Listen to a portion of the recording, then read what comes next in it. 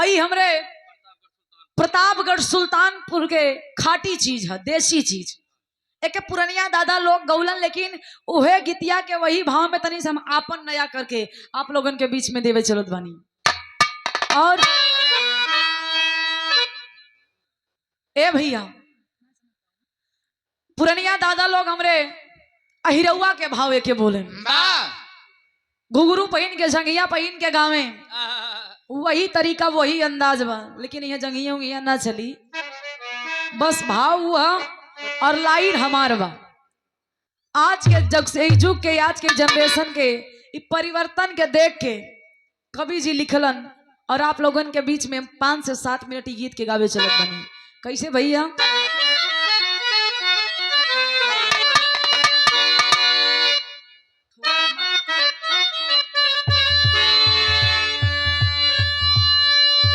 कि सुनिला है कल जुग के ला, अरे सुनिला है कल जुग के ला, त फेंके यहाँ जवन तू जाल, बाटे बड़े बड़े बेहाल, क्यों समये नहीं बाटे बड़े बड़े बेहाल।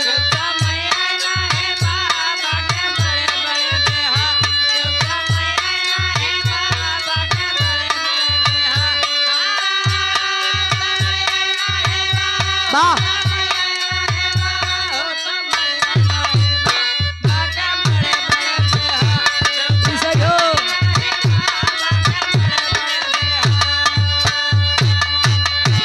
सुनीला है कलजुग के लाल, फेंके यहाँ जमन तू जाल, बाटे बड़े बड़े बेहाल, क्योंकि समये नहीं बा। पहले बारात जात रहे पैदल, आज के समय में पड़ोसी अगर 50 गाड़ी ले गए तो भले 10 बीघा खेत गहने धई रही हैं, लेकिन बाराते 100 गाड़ी ले जाइए, पेवर व्हाइट कलर की स्कॉर्पियो 100 गाड़ी कैलन, लेकिन बाराती पता नहीं बा गाड़ी जात बा कैसे। भैया कवि जी लिखत हवन,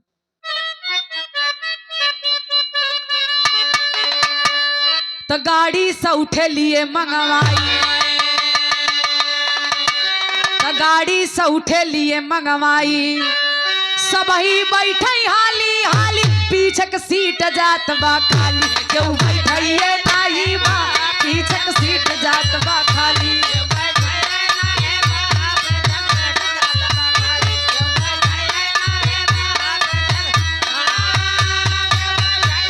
भैया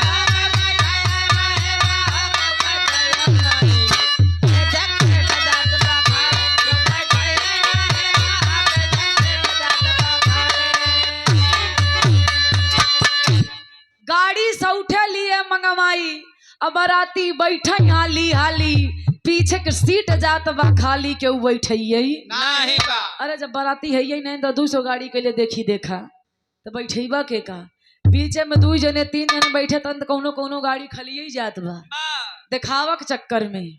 बाराते कैसे पहुंच गए भैया, जब जनमास में, आज के समय में जनमास में जब बाराती बैठत है तो होत का बा भैया,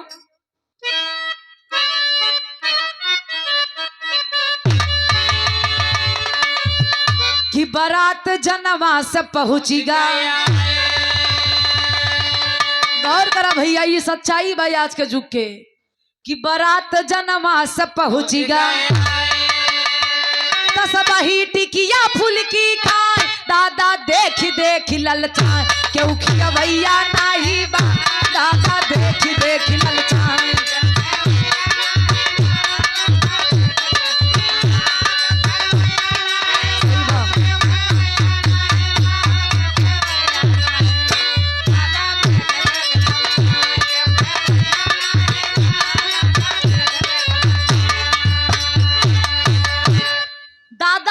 देख ललचाए, क्यों खियवैया नहीं बा। पहले के समय रहे बारात जाए तो बैठाए चाय पानी नाश्ता करावे, लेकिन अब बारात जात बा तो बफर सिस्टम लग जात बा, टिकिया फुल्की चाट बर्गर पिज्जा जोन भी चलत बा सिस्टम, बफर सिस्टम लग गए, एकदम जैसे लागत है कि साल भर इनका से खाए हुई बा, टूट पड़िए हुई बफर सिस्टम पे।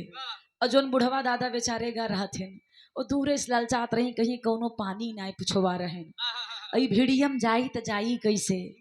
और सही बात, अगर वो भीड़ी में चला जाए भैया तो सही सलामत लौट के ना आए, जो नाच का सिस्टम बगैर जियन जी। बराते आप लोग जाबा तो देखबा कितना भीड़ लगा रहा था, जैसे लगा था कि पाई जी पूरा खाइन डरी है। मैं घुस गया तो कपड़ा पूरा खराब। हाँ, अगर कहीं व्हाइट शर्ट पहन गया तो लौटबा तो पियरे पियरे दिखाई। ये आज का समय बा, कैसो तो नाश्ता कैले, लेकिन जब आगे चलत हन दूरक चाल लगा भाई। आज का सिस्टम देखा का होत बा, कवि जी लिखत हैं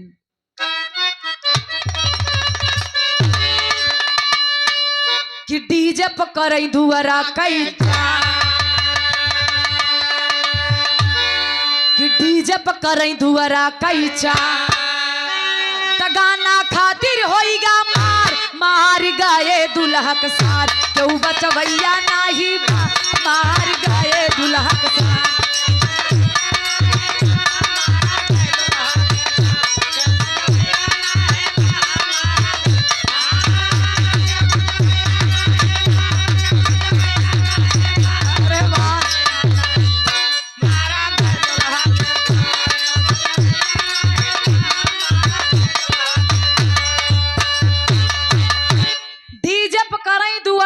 चार गाना खातिर हो गया मार मारा गए दुल्हा के सार, क्यों बचवैया।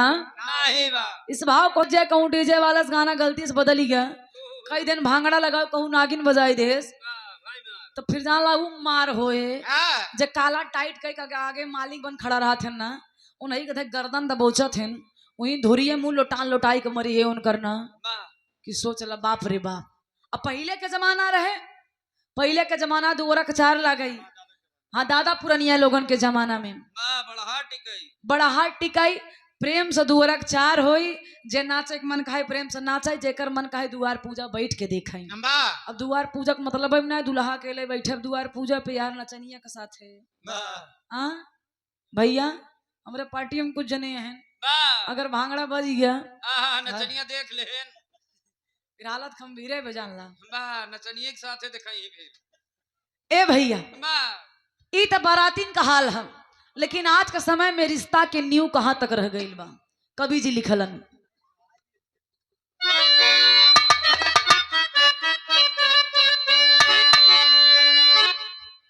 ए भैया, रिश्ता पता नहीं गौर करा, आज के समय के रिश्ता कहा बा, लिखन कवि जी। कहा रिश्ता बचत नहीं बा, कि रिश्ता बचत नहीं बा, कैसे करबा तू विश्वास, दमाद के लइके भागे सास, क्यों रुकवैया नहीं बा।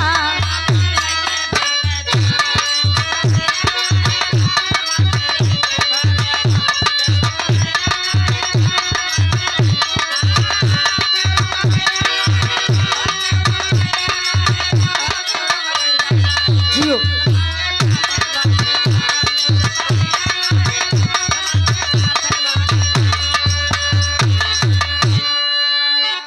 भैया, आज के समय के रिश्ता देखला, पहले के समय रहा दमादे के पाँव पूजी जाए, अब दमाद जाके ससुरारी का 4 दिन रुक गए, और सास कहूँ तो ठीक ठाक बा, तो सास दमादे के लेके फरहार। अब हाल ही में घटना घटी रही, बताओ माई बेटवा का रिश्ता है, दमाद और सास का रिश्ता मातारी बेटवा का रिश्ता मान गई बा, लेकिन यार सास ही दमाद के लेके फरार हो जाते हैं। यही इतना ना, यही का नाम कलयुग बा भैया, ये कहे कलयुग छोई ले है। और सुना, और कलयुग में का होत बा,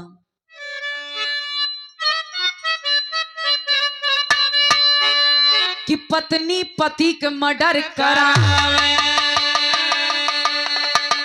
कि पत्नी पति के मर्डर करावे, तनीले ड्रम में लाश छुपावे, ऊपर सीमेंट से पोतवावे, क्यों रुकवैया नहीं बा, ऊपर सीमेंट से पोतवावे।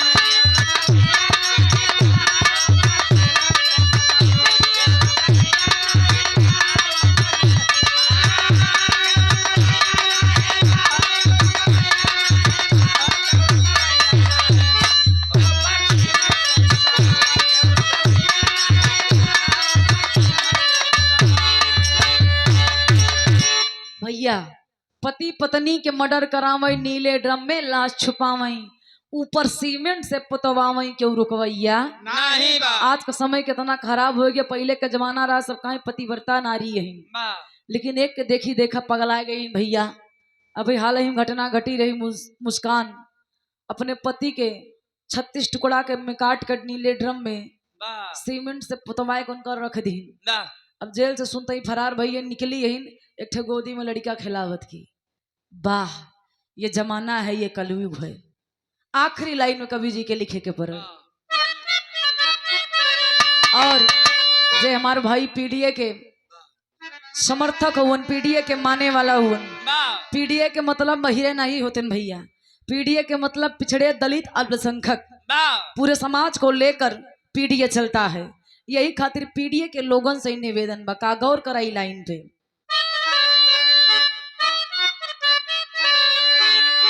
कि राशन 5 किलो बटवाई, कि राशन 5 किलो बटवाई, तखेतवा 4.5 चरवाई, हिंदू मुस्लिम से लड़वाई, क्यों रोकवैया नाही बा, हिंदू मुस्लिम से लड़वाई।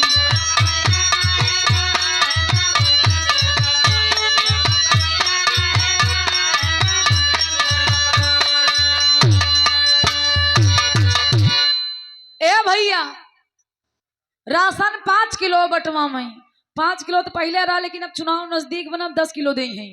महीने में 2 दाए राशन मिले वो मुफ्त, लेकिन कितना 4.5 ले जाता नौकर कौनो हिसाब नहीं बा। और आज तक कहे जाता न्यूज में कि हिंदू खतरे में है।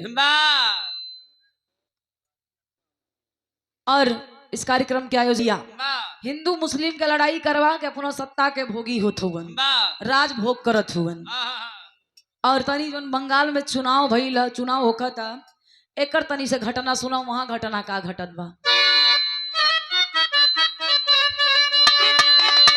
कि चंदन माथे लिए लगाए, कि चंदन माथे लिए लगाए, अरे जब से चुनाव गइल बाई, मछरी के जम के करई खवाई, क्यों रोकवैया नाही बा, मछरी जम के करई खवाई।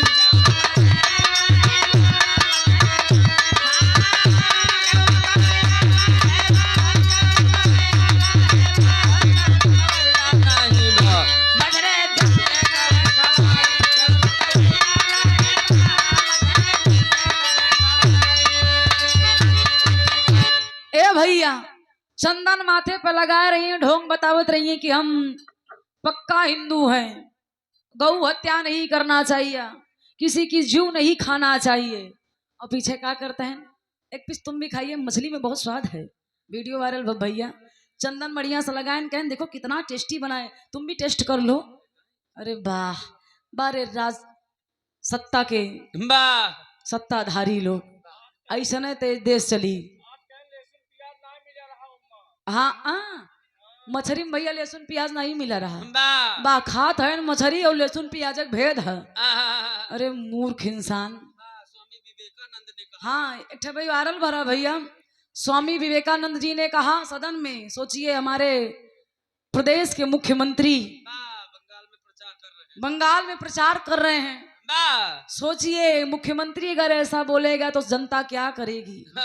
कह रहे हैं कि स्वामी विवेकानंद जी का नारा है, तुम मुझे खून दो मैं तुम्हें आजादी दूंगा। कहिए भैया कहे ना। तो सुभाष चंद्र बोस ने क्या कहा था? सुभाष चंद्र बोस ने कहा था कि तुम मुझे चिलम दो मैं तुम्हें गाजा दूंगा। भैया यो तो सत्य हो सकत है, अगर वो तुम मुझे खून दो मैं तुम्हें आजादी वो दई सकत है तो सुभाष चंद्र बोस यो नारा लगा सकत रहा हुई है।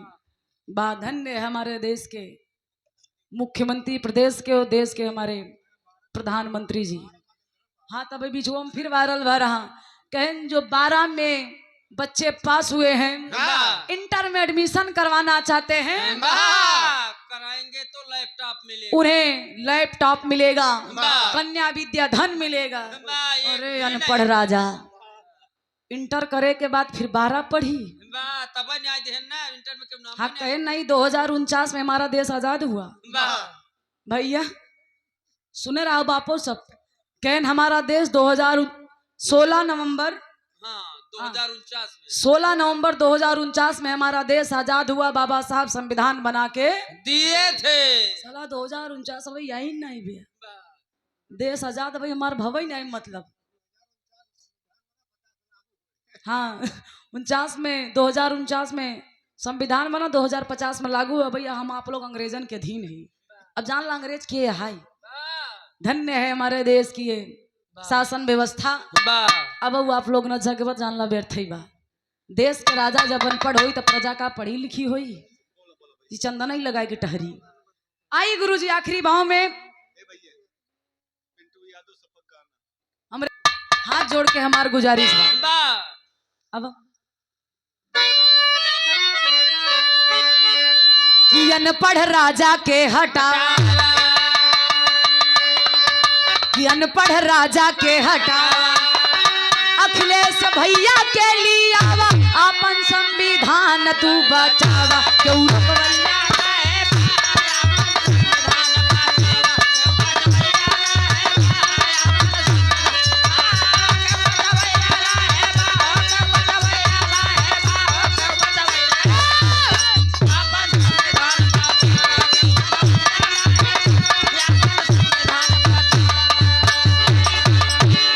यही से कहा था, अनपढ़ राजा के विदाई कही तो पढ़ी लिखी अगर शासन व्यवस्था रही तो हमनी के भविष्य के बारे में सोची, नहीं तो इंटर करे के बाद फिर 12 में एडमिशन करावत जावा।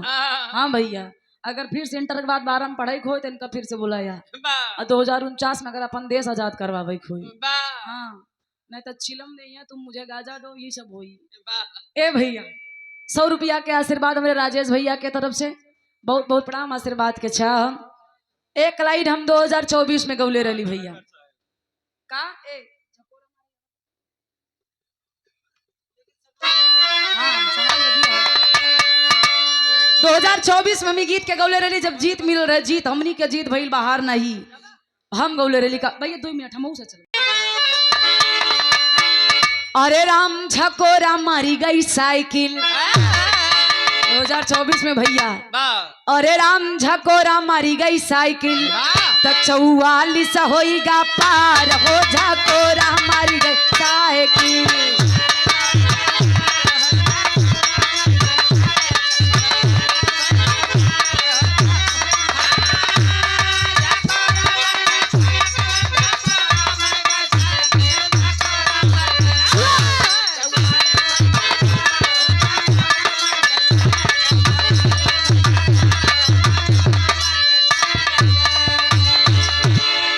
अरे यहाँ ना पढ़ के राज नहीं हमारा के चाहिए।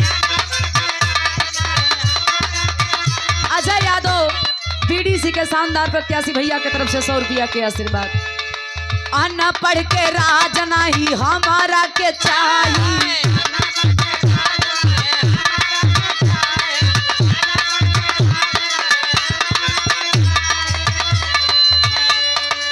ना कर गुलामी अब हमसे ना सगाई।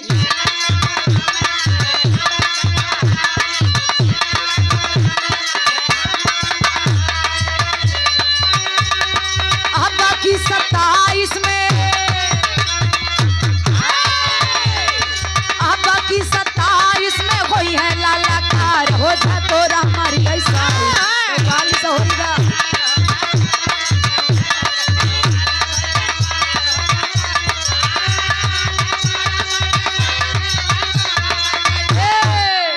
झकोरा मारी गई साइकिल 44 होईगा तनी सब बदल द गुरुजी खातिर आखिरी लाइन हम गावे चलत बानी।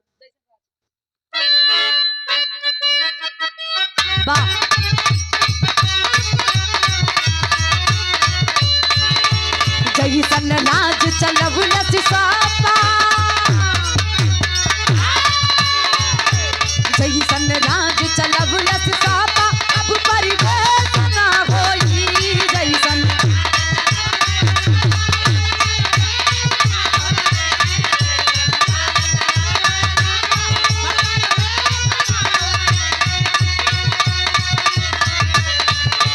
जैसन राज चलवलस सापा, अब परिवेश ना होई। नेता के तनो के बनी मगर अखिलेश ना होई।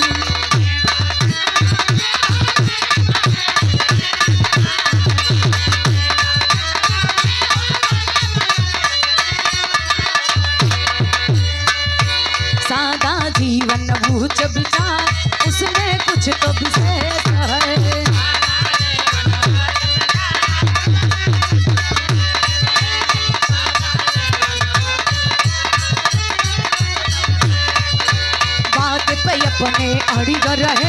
राशि दिन का में सहे।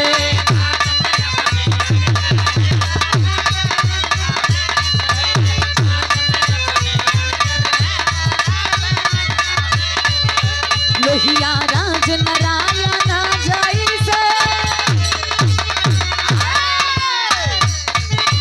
लोहिया राज नारायण जैसे अब परिवेश न होगी। लोहिया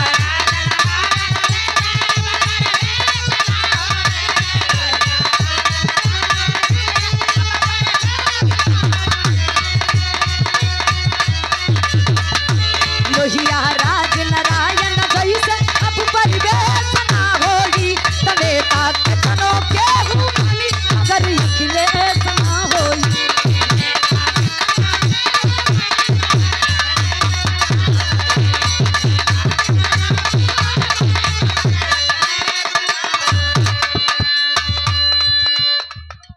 नेता केतनो केहू बनी लेकिन अखिलेश ना होई। बहुत बहुत धन्यवाद। इस धरती पे बड़ा स्नेह प्यार दुलार आशीर्वाद मिला और कामना करती हूँ स्वर्ग में बाबूजी को ऊंचा स्थान मिले। छत्र छाया आशीर्वाद अपनी हरी भरी फुलवारी पे यूं बरसाते रहे। आखिरी में विदाई के टाइम हो, परिवार से बड़ा सम्मान मिला, सहयोग मिला। चलते चलते एक लाइन